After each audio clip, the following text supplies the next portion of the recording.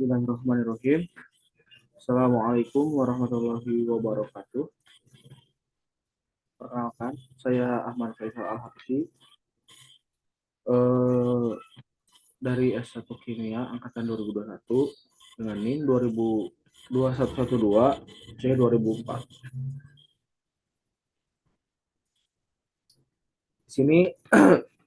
Di sini saya akan mempresentasikan tentang pencemaran lingkungan.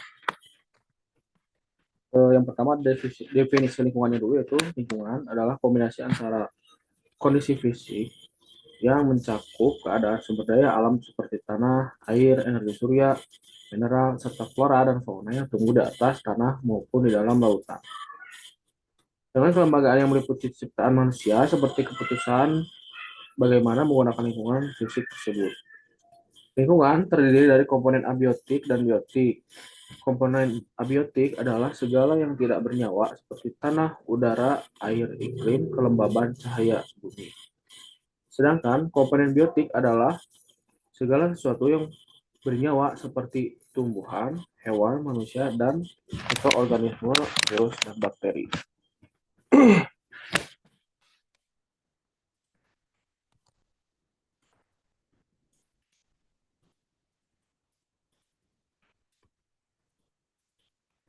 Dan selanjutnya itu ada definisi pencemaran. Pencemaran adalah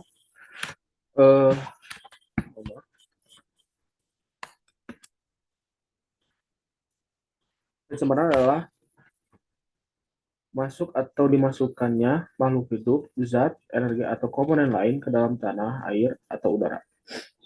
Pencemaran juga bisa berarti berubahnya tatanan komposisi tanah, air, atau udara oleh kegiatan manusia dan proses alam, sehingga kualitas air atau udara menjadi kurang atau tidak dapat berfungsi lagi sesuai dengan peruntukannya. Ada definisi pencemaran lingkungan. Pencemaran lingkungan yaitu timbul akibat adanya sumber-sumber pencemaran baik yang bersifat alami atau karena kegiatan manusia. Beberapa jenis pencemaran lingkungan yaitu ada pencemaran tanah, ada pencemaran udara, ada pencemaran air. Mohon maaf pandangannya ke sana karena kameranya sebelah bawah.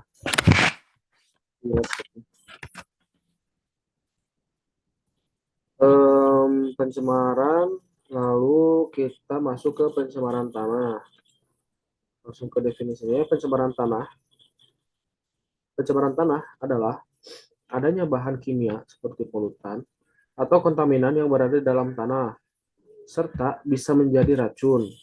Pencemaran tanah merupakan keadaan di mana adanya berbagai bahan substansi kimia yang masuk ke dalam lapisan tanah sehingga mengubah struktur dan lingkungan dalam tanah. Seperti ada di sebelah kanan ini, contoh pencemaran tanahnya itu ini berlokasi daerah Setradago di daerah Antapani. Ini dulunya ada bangunan, tetapi oleh masyarakat sekitar dijadikan pembuangan tempat sampah. Jadi masyarakat sekitarlah yang membuat pencemaran tersebut. Seperti ini ada barangka-barangka, ada plastik sampah, karung-karung juga bekas barangka dari perumahan warga yang sedang ngomong di belakang sana. Dan juga ada tenda-tenda yang bekas jualan itu tidak dibenarkan lagi oleh penjualnya. Jadi itu juga akibat dari manusia sendiri, dan manusia juga yang mendapatkan akibatnya itu seperti bencana-bencana yang terjadi sekarang ini. Lalu lanjut kita ke penyebab pencemaran tanahnya, yaitu dari limbah padat. Limbah padat itu bisa dari limbah pabrik, yang padat merupakan limbah buangan dari hasil industri pabrik berupa padatan, bubur, atau lumpur yang berasal dari hasil pengolahan pabrik tersebut. Misalnya saja limbah dari pabrik gula, kertas, dan lainnya. Lalu ada juga limbah cairnya, yaitu hasil pembuangan dari industri yang berbentuk cair. Contoh limbah cair seperti sisa dari pengolahan limbah industri kimia dan logam. Lalu ada limbah anorganiknya, jenis limbah yang tidak mampu mengalami penguraian yang dilakukan oleh mikroorganisme seperti jamur dan bakteri Contohnya limbah kantong plastik, kaleng bekas, botol minuman, bekas botol air mineral, dan sebagainya. Lalu ada limbah organik, limbah yang mampu diuraikan kembali oleh mikroorganisme di dalam tanah sehingga tidak begitu berbahaya bagi tanah itu sendiri. Jenis limbah ini misalnya saja tinta atau tinja maksudnya atau feses, oli, cat, lalu sampah rumah tangga yang berupa tumbuhan, sayuran seperti itu. Limbah industri, itu ada limbah industri. Limbah ini bisa juga berasal dari dunia usaha hotel, pabrik, rumah makan, pasar, perdagangan, tempat wisata, instansi pemerintahan, dan swasta, dan sebagainya. Limbah yang dihasilkan bisa berupa limbah padat maupun limbah cair, dan organik maupun anorganik. Yang terakhir ada limbah pertanian. Limbah dari hasil pertanian mampu menyebabkan pencemaran tanah. Misalnya dengan penggunaan pupuk atau pestisida yang berlebihan, menyebabkan tanah bisa tercemar. Jika penggunaan pestisida sudah melebihi batas, akan menyebabkan rusaknya hasil tanaman dan juga hasil yang tidak optimal lagi. Lanjut ke dampak pencemaran tanah.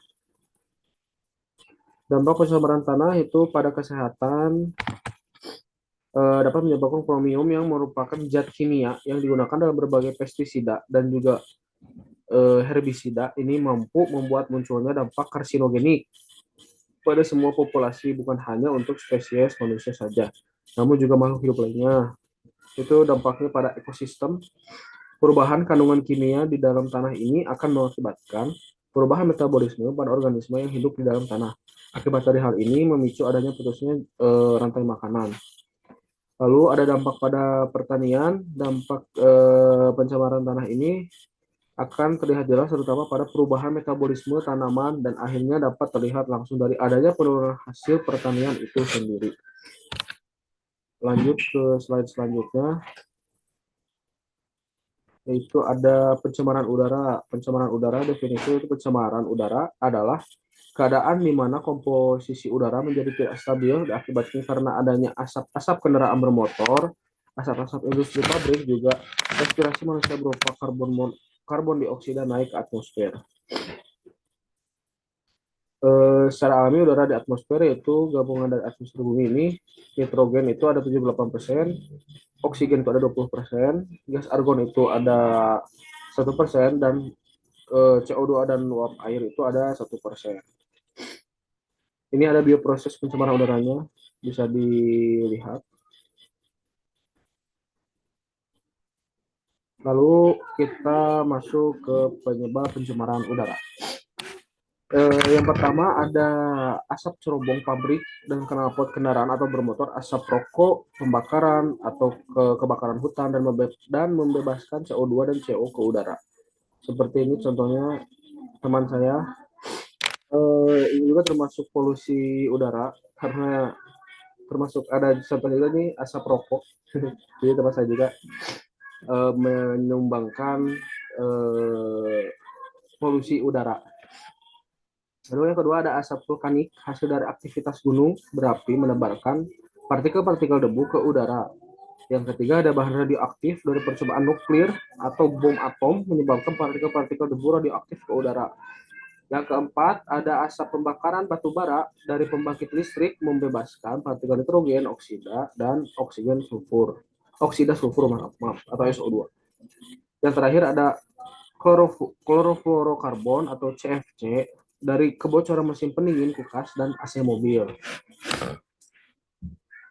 Next, kita ada dampak pencemaran udara. Dampak pencemaran udara itu menurunkan kualitas udara.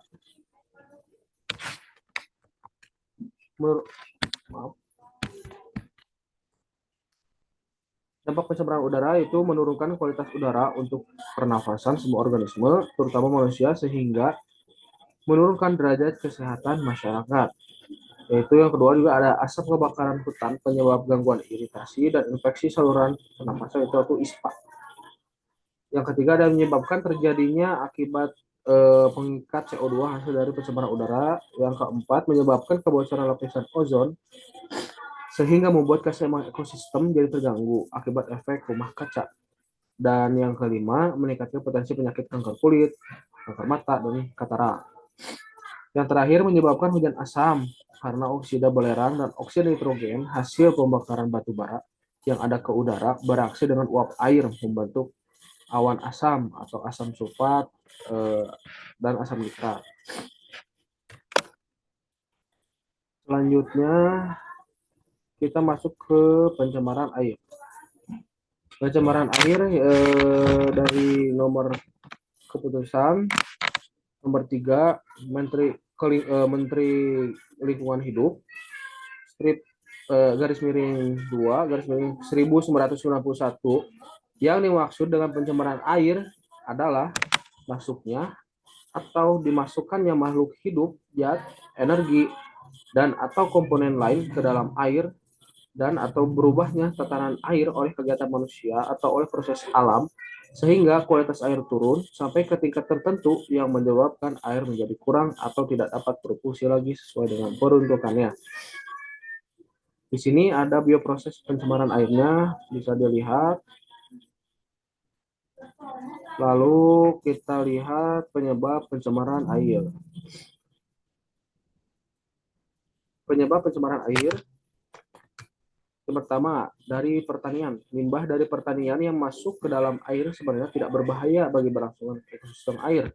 Namun, karena saat ini banyak petani menggunakan pupuk kimia dan juga pestisida dalam jumlah banyak, mampu mengakibatkan kerusakan pada ekosistem yang ada. Pencemaran dari peternakan dan perikanan yang nomor 2, adanya kotoran hewan dalam jumlah besar pada perairan yang membuat air terkontaminasi oleh berbagai virus, bakteri, dari kotoran tersebut dan terjadinya perubahan warna dan rasa di dalam air tersebut sehingga membuat air sangat mudah menyebabkan penyakit bagi siapa saja yang mengkonsumsi. Lalu yang ketiga, ada pencemaran dari industri. Para pelaku industri sangat rawan menghasilkan berbagai jenis limbah yang dapat mencemari air, di antaranya industri produk makanan, industri produk tekstil, industri pulp dan kertas, industri bahan kimia, industri penyamakan kulit, industri elektroplating. Yang keempat, ada pencemaran dari aktivitas perkotaan. Daerah perkotaan menjadi salah satu tempat yang rawan terjadi pencemaran air. Hal ini tidak jauh dari jumlah populasi penduduk yang kian pesat, sedangkan lahan tetap sehingga menyebabkan munculnya berbagai pemukiman padat penduduk dengan sanitasi yang tidak memadai. Pencemaran air di perkotaan juga bisa disebabkan karena hasil dari pabrik limbah rumah tangga, kotoran manusia, limbah cair, dan lainnya. Mohon maaf, ini ada. Next, dampak pencemaran air. Yang pertama, ada kematian biota air. Masalah utama yang disebabkan oleh dampak pencemaran air adalah terbunuhnya kehidupan yang tergantung pada badan air tersebut, seperti ikan, kepiting, burung camar, dan banyak hewan lain terbunuh karena adanya polutan berbahaya meracuni habitat mereka. Yang kedua, kerusakan rantai makanan. Dapat dilihat dari pencemaran air ini bisa merusak tatanan rantai makanan yang selama ini berlangsung pada ekosistem air.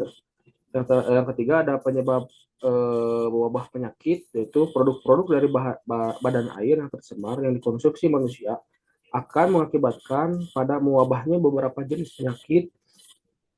Wabah penyakit hepatitis bisa timbul akibat konsumsi laut yang terkonsumsi polutan. Wabah kolera timbul karena pengolahan air minum yang buruk dari sumber perairan yang tercemar. Lalu ada timbulnya endapan koloid dan bahan terlarut. Endapan koloid dan bahan terlarut berasal dari bahan-bahan buangan industri, obat-obatan, dan pupuk pertanian. Bahan tersebut dapat menghalangi cahaya matahari ke perairan sehingga proses fotosintesis tumbuhan air terganggu. Jika bahan industri berupa logam berat seperti air raksa, kadmium, dan timbal, maka logam tersebut dapat diserap oleh tumbuhan air di dalam tubuh tumbuhan. Logam tersebut tidak dapat diuraikan dan menumpuk di dalam jaringan lemak tubuh. Lalu Pencegahan pada pencemaran air. Yang pertama ada kurangi penggunaan deterjen. Sebisa mungkin pilihlah deterjen yang ramah lingkungan dan dapat terurai dalam secara cepat. Salah satu faktor pencemaran air juga bisa dari manusia, itu seperti mencuci dengan deterjen yang berlebihan juga.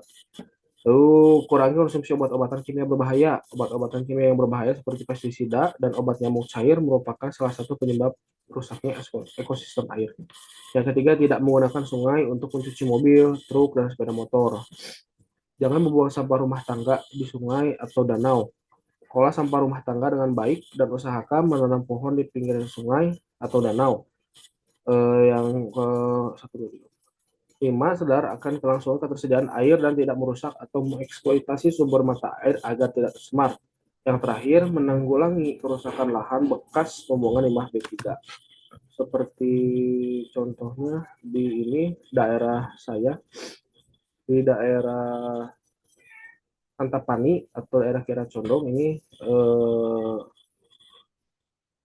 tepatnya di Randusari, ada di sini itu ada kolam ikan. Jadi pembuangan dari kolam ikan itu dibuang ke selokan di daerah masyarakat ini, dan tidak di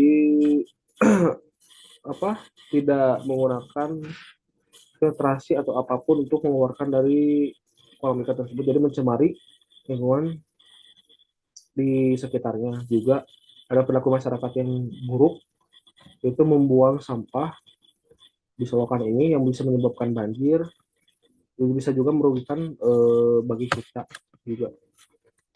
Sekian presentasi dari saya. Mohon maaf apabila banyak kurang kesalahan. Assalamualaikum warahmatullahi wabarakatuh.